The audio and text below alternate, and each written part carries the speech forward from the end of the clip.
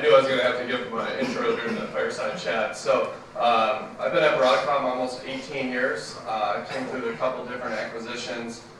Came in through the Brocade acquisition, but long-standing history of working in some of the most complex environments globally, as we look at whether it's the networking side, what's happening on the edge, as well as storage, as you look at some of this control paths.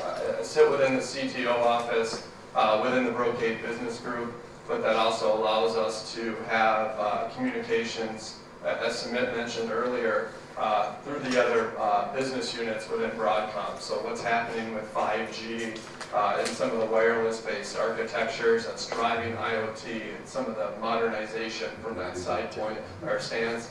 And then when I'm not, beating up on engineering on the future of what we should be doing, I'm out talking to our customers. So I do roughly 150 conversations, discussions, speaking at events such as this, and gathering that feedback and some of the challenges that our customers are going through, taking those insights and making sure as a company, we're addressing those either through our intelligence that we're putting in our hardware, or how do we exploit that through different innovation that we can expose through software and really streamline that for our customers.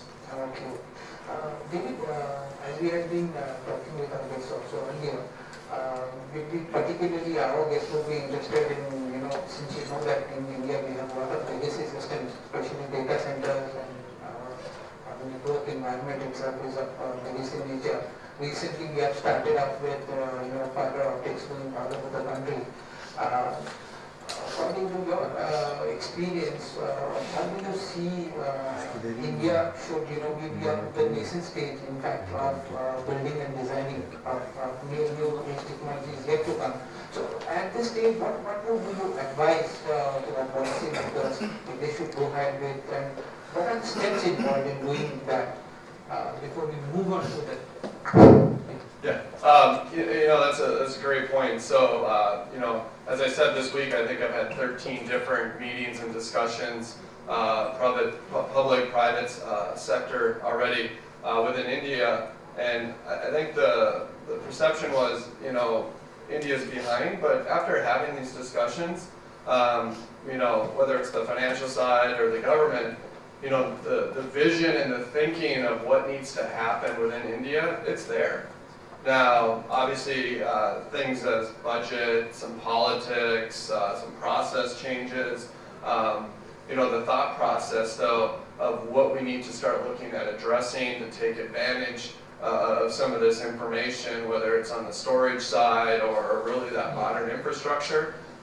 Customers are already looking at how to get there. So during my conversations this week, it's again piecing it together, because there's so many layers within those IT infrastructures that has to get addressed at some point in time, because fixing one area won't necessarily improve the overall communication strength. So it has to be thought about holistically, from storage, which we've been highlighting, but that network at the compute layer, the application layer, and then beyond, as we look at what services need to be enabled through the cloud, as we heard with the passport services, enabling that to extend it to the embassies, what information needs to get extended and at any given time, but doing it in a secure fashion as well. So again, there's 20 different areas that I probably just discussed there, but each one of them, the nice thing is the technology is there. It's getting the changes starting small, but knowing what that end game is. And I think sometimes, vendors and IT overall, we've done a disservice because we talk about this grand vision, but we've never provided the pathway or the road to get there. And now, depending on the solution, I think overall the vendor side, we've come together a little bit more than we have in the past to provide these better solutions for our customers. I would like to ask you on the deployment part, how difficult it would be, because keeping in mind, the reluctance of many people to, departments or organizations, they reluctance to change. like what's the effort which would be required for going to the next level? Yeah, so and that's a great question. So when we look at the effort, sadly a lot of things are still done very manually within IT. You know, to go deploy a new application, whether it's a server, networking, storage, multiple steps within that overall workflow or process. And my goal from a Brocade and really a Broadcom stance is I want our stuff to be zero touch. Our stuff should be programmable.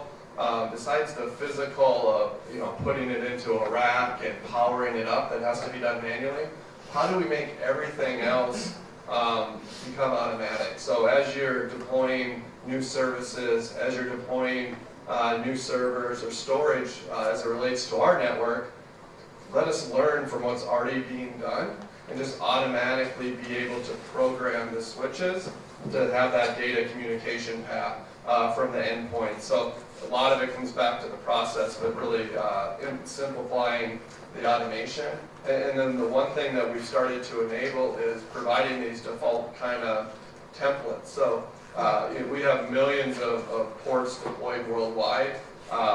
We've seen the problem areas, but we've also seen very good implementations of our product. And we'll provide what we believe is kind of that gold template or standard, and we're doing it through automation. So things that were 100 commands that went through this process, and we'll provide a template where it's 1 command or 0 commands if we tie it into that orchestration. One more and a final question, David, I won't take much of your time. You have been working with many various other foreign governments also. What has been your experiences, or if you want to point out a few user cases which have been very interesting for you? Yeah, so when we look at one's the technology side, but I think the biggest challenge that I've seen globally within some of the agencies is the reluctance to change at certain levels.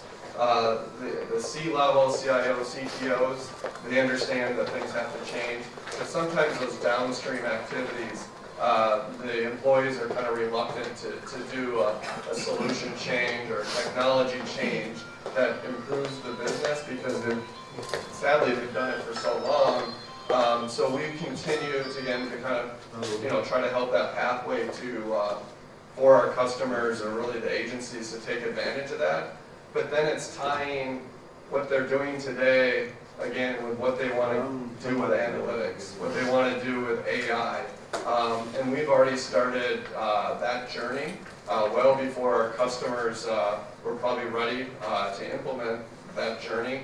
But instead of looking at everything from a physical cable aspect, we're going down into flow levels. So again, if we look at a highway example for our agencies, we want to pinpoint any given car, bus, bike, motorcycle at any given point on that physical highway and have that predictive analytics of this is where it's going and this is the potential impact if it continues to go down this path. So this helps automatically mitigate that. And we have a lot of agencies worldwide that are already starting to take advantage of that. And again, it streamlines potential downstream issues from a troubleshooting, reactive state, becoming into a more proactive architecture. And I think that's probably the biggest thing that I've seen in a lot of the different government agencies is really streamlining to go towards analytics and predictability of their infrastructure.